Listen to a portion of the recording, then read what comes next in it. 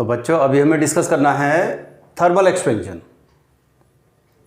Thermal expansion जैसे नाम से ही समझ में आ रहा है बच्चों, थर्मल एक्सपेंशन का मतलब है change in configuration of a body with change in temperature.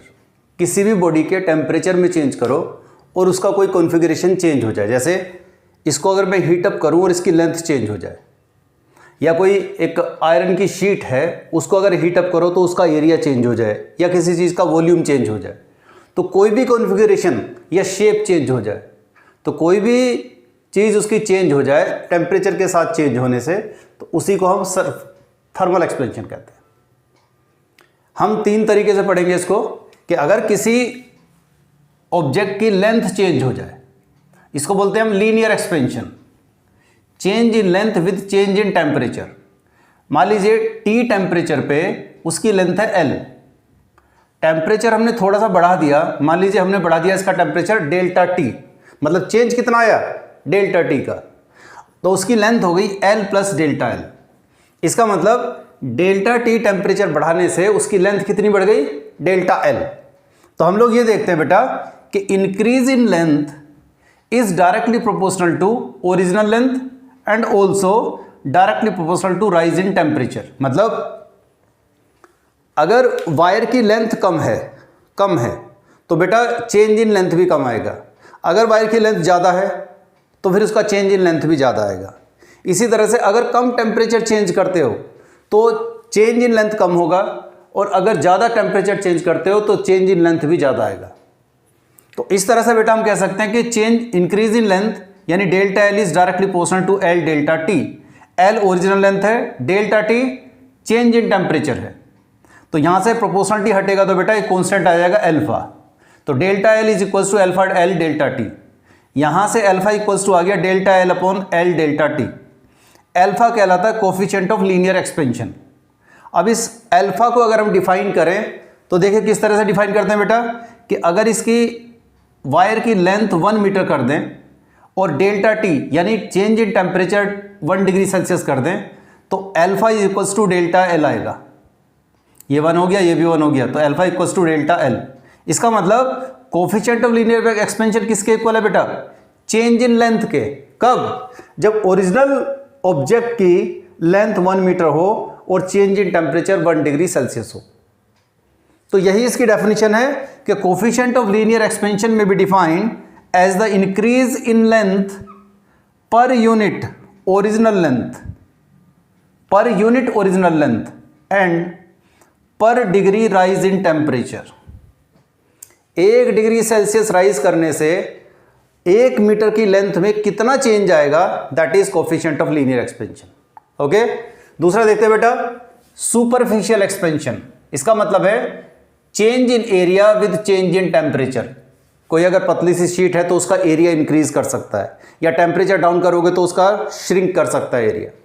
तो बेटा मान लीजिए T टेम्परेचर पे एरिया है A, और T plus delta T temperature पे उसका एरिया हो गया A plus delta T delta A।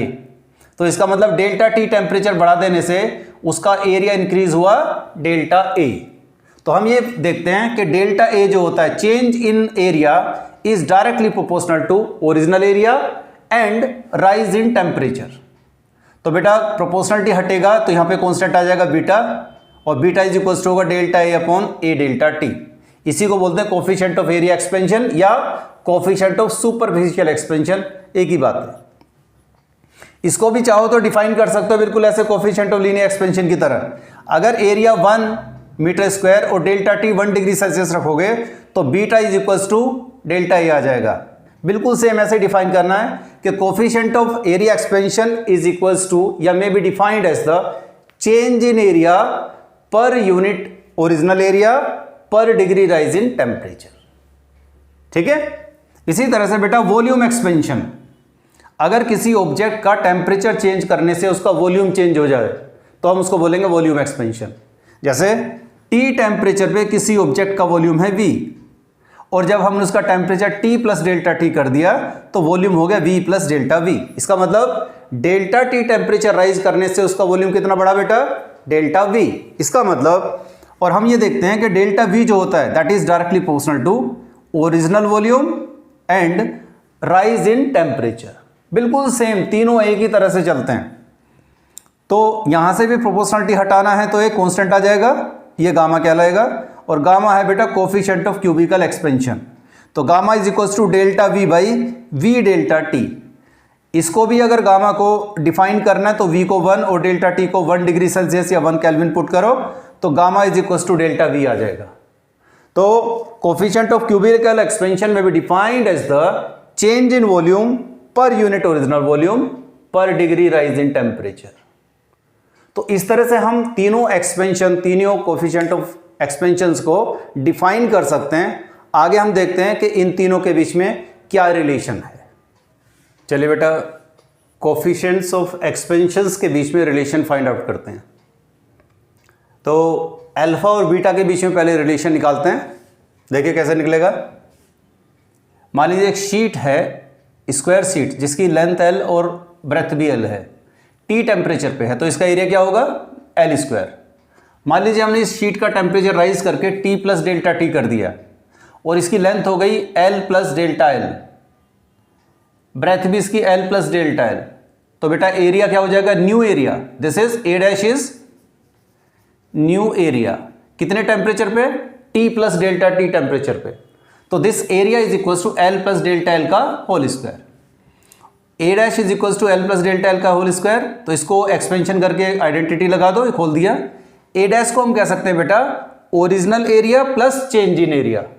देखिए ये कुछ बड़ा है ना, मान लीजिए ये 10 है तो ये हो गया 12, तो हम इसको ऐसा कह सकते हैं कि 10 प्लस 2 है ये, यानी original area plus change in area. तो A plus delta A, this delta A change in area is equals to L square plus 2l delta L. हमने डेल्टा एल स्क्वायर को नेग्लेक्ट कर दिया। हम ये कह रहे हैं कि डेल्टा एल जो है वो स्मॉल है, तो डेल्टा एल स्क्वायर को नेग्लेक्ट किया जा सकता है। तो बेटा यहाँ से A plus delta A is equals to L square plus 2l delta L. अब देखो एल स्क्वायर भी एरिया है तो ये दोनों कट गए। Delta A is equals to 2l delta L, और डेल्टा ए क्या होता है, बीटा ए डेल्टा टी। इसी तरह से 2l और डेल्टा एल क्या होता है, अल्फा एल डेल्टा टी।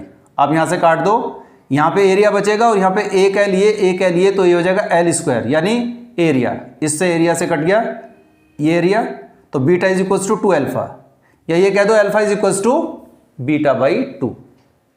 ठीक है, इसी तरह से रिलेशन निकालते हैं बच्चों अल्फा और गामा में। एक क्यूब ले लीजिए जिसका टेम्परेचर T है और इसकी लेंथ है, लेंथ ब्रेथ हाइट तीनों इक्वल हैं L, तो इसका वॉल्यूम हो गया V is equals to L cube.